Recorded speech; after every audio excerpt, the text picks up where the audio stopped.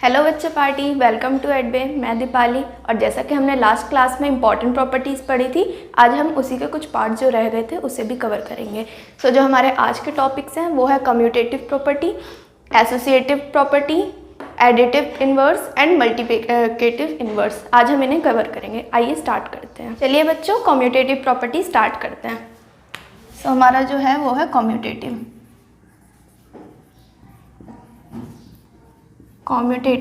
Property.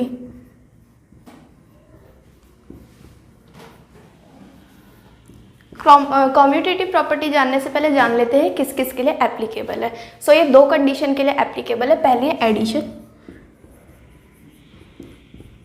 Addition and multiplication.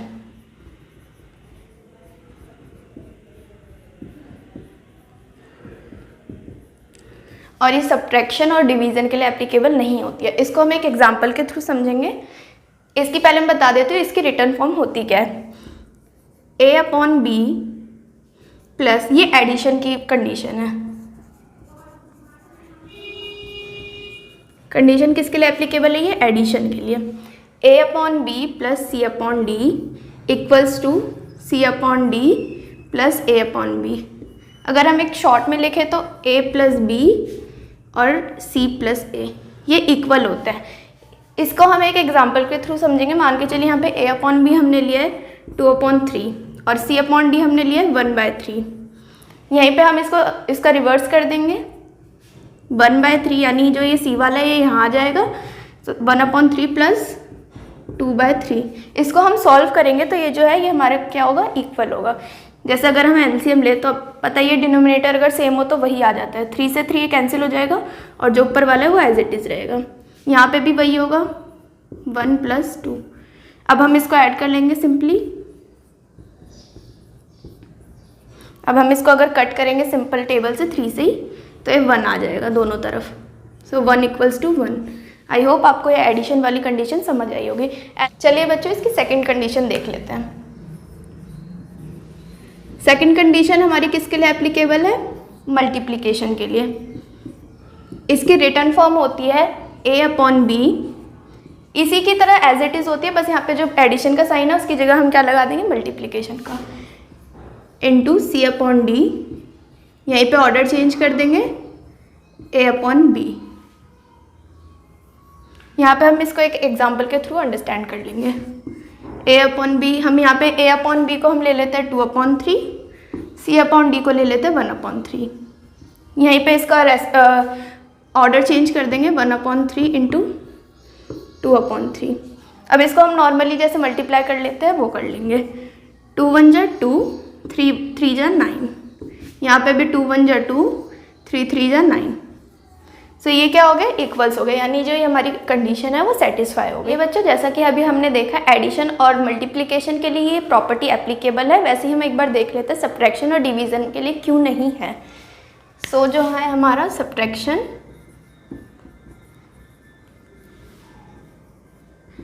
Commutative property subtraction को follow नहीं करती है। इसकी जो जनरल कंडीशन है वो है a/b minus c/d does not equals to c/d minus a/b। यानी कि ये जो है ये पोर्शन इसको सेटिस्फाई नहीं करेगा। इसको हम एक एग्जांपल के थ्रू समझेंगे। जैसे कि हमने एक रेशनल नंबर ले लिया 2/3, यहीं पे जो दूसरा हमने लिया 1/3। पहले हम इसको एक बार सॉल्व करके देखते हैं क्या ये पोर्शन इसके ऑर्डर को चेंज करने के बाद सेम आता है कि नहीं। यहीं पे अगर डिनोमिनेटर सेम है तो इसका एलसीएम भी 3 आएगा। यहीं पे फिर हम नॉर्मली कर लेंगे।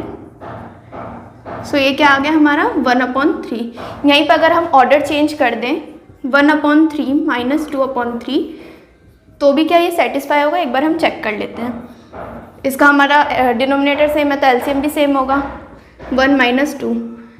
इसमें अगर हम माइनस करेंगे तो -1/3 आएगा, क्योंकि अगर हम 1 में से 2 माइनस करेंगे तो -1/3।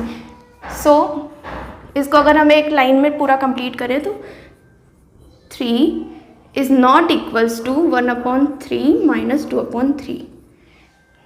मतलब 1/3 is not equal to -1/3। I hope आपको ये समझ आएगा। आप एक बार इसका स्क्रीनशॉट ले लीजिए। चलिए बच्चों, जैसा कि हमने देखा ये सब्ट्रैक्शन के लिए एप्लीकेबल नहीं है, वैसे ही हम एक बार देख लेते हैं डिवीज़न में भी क्या दिक्कत आ रही है, क्या कंडीशन एप्लीकेबल नहीं है।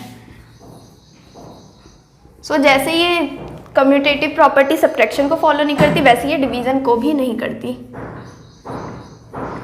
डिवीज़न की जो जनरल कंडीशन होती है वो होती है a upon B divided c upon D does not equals to c upon D divided a upon B.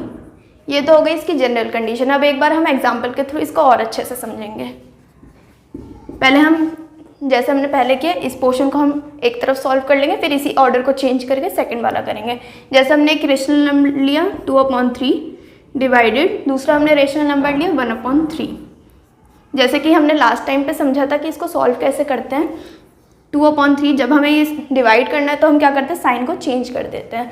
Sign को हमने मल्टीप्लाई में चेंज कर दिया, जिस वजह से जो हमारी पीछे वाली रेशनल नंबर है ये क्या हो जाएंगे, रेसिप्रोकल, ये हो जाएंगे 3/1। अब हम इसको जनरली सॉल्व कर लेंगे। 3 से 3 कैंसिल हो गया। अब क्या बचा यहाँ पे 2/1। नीचे 1 हो ना हो कोई फ़र्क नहीं पड़ता, इसलिए हम क्या लिख देंगे 2। ऐसे ही हम इसका ऑर्डर चेंज करेंगे, जैसे 1/3 डिवाइडेड 2/3। इसको भी हम ऐसे सॉल्व करेंगे। 1/3 डिवाइड का साइन किस में चेंज हो जाएगा, मल्टीप्लाई में, और ये क्या हो जाएगा हमारा रेसिप्रोकल 3/2। अब इसको भी हम ऐसे ही काट देंगे। क्या बचा हमारे पास 1/2। ये आपको दिख गया। अब हम अगर इसको एक लाइन में करना चाहे तो कैसे लिखेंगे, 2/3 divided by 1/3 is not equals to 1/3 divided by 2/3। इसको हमने सॉल्व किया तो इसका क्या आंसर आया हमारे पास, 2 is not equals to 1/2। I hope आप लोगों को ये समझ आ गया होगा कि ये डिवीज़न के लिए एप्लीकेबल क्यों नहीं है। आप एक बार इसका स्क्रीनशॉट लीजिए। इसकी नेक्स्ट प्रॉपर्टी को भी समझते हैं। नेक्स्ट प्रॉपर्टी है हमारे पास एसोसिएटिव प्रॉपर्टी। सो जो नेक्स्ट है वो है एसोसिएटिव प्रॉपर्टी।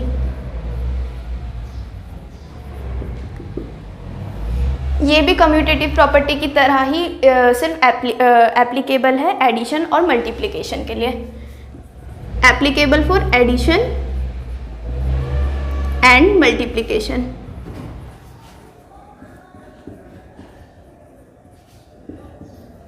पहले हम एडिशन की कंडीशन को देख लेंगे।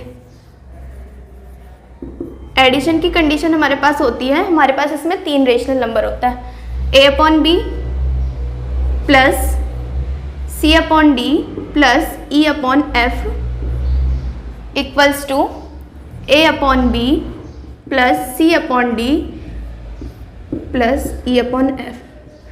सो ये जो है ये हमारी जनरल कंडीशन है एडिशन के लिए, यानी a/b फिर ब्रैकेट में c/d प्लस e/f, और यहीं पे स्टार्टिंग में ब्रैकेट है एंड देन लास्ट में ये हमारे पास थर्ड रेशनल नंबर है। हम इन सबको एक एग्जांपल के थ्रू अंडरस्टैंड करेंगे।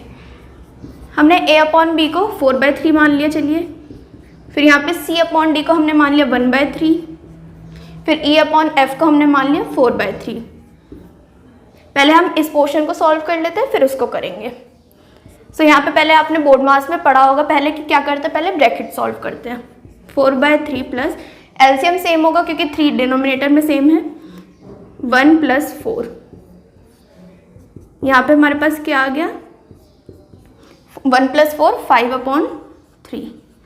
अब हम 3 इसका एलसीएम लेंगे, डिनोमिनेटर सेम है तो 3 का 3 रहेगा, 4 + 5। सो हमारे पास ये आ गया 9/3। इसको भी हम कट कर लेंगे 3 के टेबल से, 1 और 3। सो हमारा आंसर क्या आ रहा है, 3। अब ऐसे ही हम नेक्स्ट पोर्शन को यहीं पे करेंगे। सो हमारे पास नेक्स्ट पोर्शन है a/b। a/b हमने क्या लेट किया है, 4/3। c/d हमने क्या लेट किया है, 1/3। ये क्या है हमारे पास ब्रैकेट में है, और e/f हमारे पास क्या है, 4/3। ये प्लस में हमारे पास। पहले हम ब्रैकेट सॉल्व करेंगे, इसका एलसीएम लेंगे, 3 आएगा, 4 + 1 + 4/3। यहाँ पे आ गया हमारे पास 5/3 + 4/3, 3 और 9। ये भी एज इट इज़ आ गया, इसको भी हम कट कर देंगे 3। सो अगर हम एक सिंपल डेफिनेशन में लिखें तो ये होगा 4/3 + 1/3 + 4/3 इक्वल्स टू 4/3 प्लस 1/3 प्लस 4/3। इसका आंसर हमारे पास क्या आया था 3 और इसका भी 3। आई होप आपको ये कंडीशन समझ आ गई होगी। आप इसका एक बार स्क्रीनशॉट ले लीजिए। चलिए बच्चों, जैसे हमने एडिशन की प्रॉपर्टी को देखा कि ये कंडीशन कैसे सेटिस्फाई हो रही है, वैसे ही मल्टीप्लिकेशन में भी होता है। इसको भी हम समझ लेते हैं कि इसकी कंडीशन क्या है। कंडीशन फॉर मल्टीप्लिकेशन, इसकी कंडीशन में हम 3 रेशनल नंबर लेंगे। फर्स्ट इज a/b इंटू, क्योंकि मल्टीप्लिकेशन है, c/d into e/f bracket close. ये किसके इक्वल्स होगा a/b इंटू c/d, और इस बार ये ब्रैकेट में रहेगा इंटू e/f। यहाँ पे हमने 3 रेशनल नंबर लिए हैं। पहले a/b जिसके साथ हमने ब्रैकेट में मल्टीप्लाई किया है इन दोनों को। यहाँ पे हमने फर्स्टली ब्रैकेट में मल्टीप्लाई किया एंड देन e/f। इसको हम एक एग्जाम्पल के थ्रू समझेंगे ताकि आपको और अच्छे से समझ आए।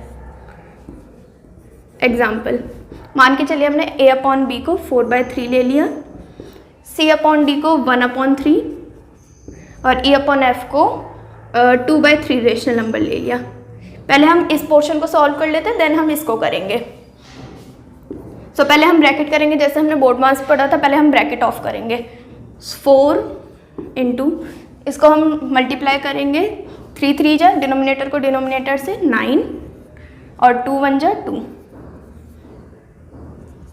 अब यहाँ पे हम लेंगे 4/3 इंटू 2/9, 4 2 जा 8, 3 9 जा 27।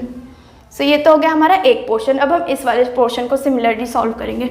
हमने a/b किसको लेट किया था 4/3, c/d लेट किया था 1/3 को, ये क्या था हमारा ब्रैकेट में। फिर हमने e/f किसको लेट किया था 2/3 को। इसमें भी हम सिमिलरली पहले ब्रैकेट ऑफ करेंगे। सो पहले हम इसको नॉर्मली मल्टीप्लाई कर लेंगे, 3 3 जा 9, 4 1 जा 4 इंटू 2/3। इसको भी हम नॉर्मली मल्टीप्लाई जैसे करते हैं वैसे कर लेंगे, 9 3 जा 27, 4 2 जा 8। तो यहाँ पे भी 8/27 आ रहा है, यहाँ पे भी 8/27 आ रहा है, यानी ये कंडीशन को सेटिस्फाई कर रहा है। अब हम अगर इसको लिखें एक लाइन में, 4/3 into 1/3 into 2/3 is equals to 4/3 multiply 1/3 multiply 2/3। यहाँ पे भी 8/27, यहाँ पे भी 8/27। आई होप बच्चों आपको ये समझ आ गया होगा। ये आपके आगे भी बहुत काम आएगा, तो आप इसको अच्छे से समझ लीजिए। आप एक बार इसका स्क्रीनशॉट ले लीजिए। बच्चों, जैसे कि हमने देखा एडिशन और मल्टीप्लिकेशन के लिए प्रॉपर्टी एप्लीकेबल है, वैसे ही ये सब्ट्रैक्शन और डिवीज़न के लिए एप्लीकेबल नहीं है। मैं आपको बस इसकी जनरल कंडीशन बता देती हूँ, जैसे कोई अगर पूछे तो आप उसको बता सकते हैं। वैसे ये जो है ये एप्लीकेबल नहीं होती सब्ट्रैक्शन और डिवीज़न के लिए। सो सब्ट्रैक्शन के लिए जो कंडीशन है वो है जो हमने पहले लिखा था, उसमें बस साइन चेंज करना है। a/b माइनस c/d ब्रैकेट में रहेंगे minus e/f is does not equals to a/b minus c/d minus e/f। ये तो हो गई सब्ट्रैक्शन की कंडीशन। आप अगर इसको सॉल्व भी करेंगे तो आपको पता चल जाएगा ये डज नॉट इक्वल्स है। यहीं पे हम डिवीज़न की भी बात कर लेते हैं। डिवीज़न के लिए भी ये कंडीशन एप्लीकेबल नहीं होती है। a/b divided c/d divided e/f does not equals to a/b divided by c/d bracket divided by e/f। So अगर आप इसको भी सॉल्व करेंगे तो आपको पता चल जाएगा ये इसके इक्वल्स नहीं है। सो आई होप आपको ये एसोसिएटिव प्रॉपर्टी समझ आ गई हो। आप एक बार इसका स्क्रीनशॉट ले लीजिए। चलिए बच्चों, जैसा कि हमने लास्ट में देखा कि हमने 2 प्रॉपर्टीज़ को बहुत अच्छे से समझ लिया है, वैसे ही जो हमारी थर्ड प्रॉपर्टी है वो है एडिटिव इनवर्स। तो the third one is additive inverse. इसको हम समझ लेते हैं ये होती क्या है। जैसे कि हमने कोई रेशनल नंबर लिया, मान के चलिए 2/3। इसको जब हम नेगेटिव में लेते हैं, जैसे इसका जो नेगेटिव इन्वर्स होगा, मान के चलिए -2/3, ये इसका हो गया नेगेटिव इन्वर्स। तो कोई रेशनल नंबर को जब हम नेगेटिव में चेंज करते हैं तो जो हमारा ऑब्टेन्ड आंसर होता है वो क्या होता है हमारे पास एडिटिव इन्वर्स। जैसे कि हमने यहाँ पे ले लिया -5/2, ये पहले से ही माइनस है पर हमें इसको क्या करना है, हमें नेगेटिव इन्वर्स करना है। तो हम क्या करेंगे, ऑलरेडी एक माइनस लगाएंगे, पहले से हमारे पास एक था पर हम एक और लगाएंगे क्योंकि हमें क्या करना है इसका additive inverse. So minus minus plus 5/2, ये क्या हो गया हमारे पास एडिटिव इन्वर्स। प्लस का साइन लगाना ना लगाना एक ही बात है, ठीक है। और हम अगर इसको सेकंड तरीके से देखें तो ऐसा मान सकते हैं, मान के चलिए हमारे पास है 2/3। हम इसमें कैसा कोई एक ऐसा नंबर ऐड करें जिससे क्या हो जाए ये 0। मान के चलिए मैंने इसमें a ऐड किया है, किसी भी रेशनल नंबर में हम कोई नंबर ऐड करें और उसका ऑब्टेन आंसर क्या हो 0, तो वो क्या होगा हमारा एडिटिव इन्वर्स। अब यहाँ से अगर मैं a की वैल्यू फाइंड आउट करूँ तो क्या होगा ये -2/3। सो ये क्या हो गया हमारा एडिटिव इन्वर्स। आई होप आपको ये समझ आ गए होंगे दो कॉन्सेप्ट। इसका एक और लास्ट चीज़ है, हमारे पास दो रेशनल नंबर है a/b plus c/d equals to 0। यहाँ पे सिंपल सी एक बात है कि c/d जो है वो a/b का एडिटिव इन्वर्स है और a/b c/d का एडिटिव इन्वर्स है। आई होप आपको एडिटिव इन्वर्स कॉन्सेप्ट समझ आ गया होगा। आप इसका एक बार स्क्रीनशॉट ले लीजिए। चलिए बच्चों, हम इसकी लास्ट प्रॉपर्टी मल्टीप्लिकेटिव इन्वर्स को भी समझ लेते हैं। मल्टीप्लिकेटिव इन्वर्स में क्या होता है, जैसे कि मान के चलिए हमारे पास एक रेशनल नंबर है a/b। इसको हम अगर डायरेक्ट वे में करें तो इसका जो हमारा रेसिप्रोकल होगा यानी b/a, ये हमारा क्या होगा मल्टीप्लिकेटिव इन्वर्स। ये तो हो गया हमारा डायरेक्ट मेथड। आपसे अगर कोई डायरेक्ट पूछता है तो आप ऐसे बता सकते हैं, पर ये आता कहाँ से है। a/b में हम किसी ऐसे नंबर से मल्टीप्लाई करें, मान के चलिए मैंने a से मल्टीप्लाई करा, जो आंसर है वो क्या है 1। सो यहाँ पे अगर हम 1 की वैल्यू निकालें, a की वैल्यू निकालें तो a की क्या आएगी, ये जो b है ये यहाँ पे डिवाइड में, यहाँ पे आके क्या हो जाएगा मल्टीप्लाई में, यानी ये ऊपर आ जाएगा और ये जो a यहाँ पे ये क्या आ जाएगा डिवाइड में। सो जो हमारे a की वैल्यू है वो यहाँ पे कैसे आई b/a, जो हमने यहाँ पे डायरेक्ट ऑलरेडी लिख दिया था। ये तो हो गई हमारी दो चीज़ें, ठीक है। पहली कि हम इसको डायरेक्ट लिख सकते हैं, सेकेंड हमने ये आंसर लाए कैसे। अब एक होता है हमारे पास a/b multiply c/d equals to 1। So ये कंडीशन जो होती है, यहाँ पे जो a/b है वो c/d का क्या है मल्टीप्लिकेटिव इन्वर्स, वैसे ही c/d जो है वो a/b का मल्टीप्लिकेटिव इन्वर्स है।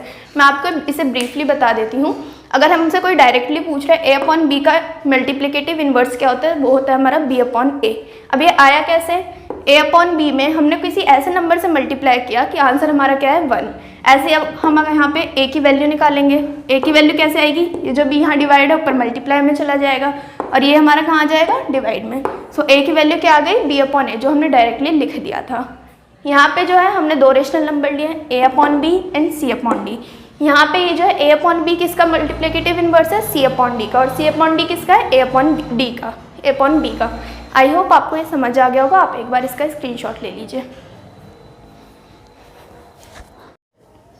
आई होप बच्चा पार्टी आप लोगों को आज के सारे कॉन्सेप्ट्स क्लियर हो गए होंगे। नेक्स्ट क्लास में हम एडिटिव आइडेंटिटी और कुछ और आइडेंटिटीज है उनको हम कवर करेंगे। तो तब तक के लिए चैनल को लाइक कीजिए, शेयर कीजिए, सब्सक्राइब कीजिए।